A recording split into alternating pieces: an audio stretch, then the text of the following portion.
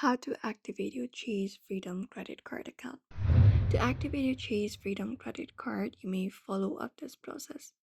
So you can head over to the official website chase.com and go to the login page where you need to log in first. So basically log in using your username and password you used in order to create the account and tap on sign in and sign in into your account first.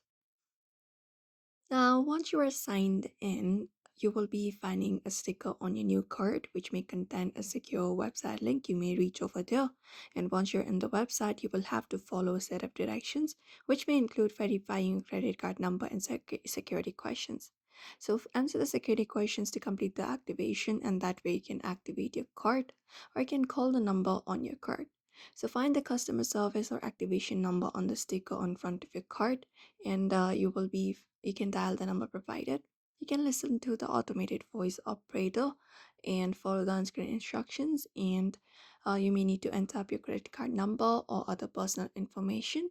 Provide them with every details to complete the verification process. In that way you can activate the Chase Freedom credit card very easily. So that is it for today's video. I hope this information was helpful to you. Give it a thumbs up and subscribe for more tips and tutorials.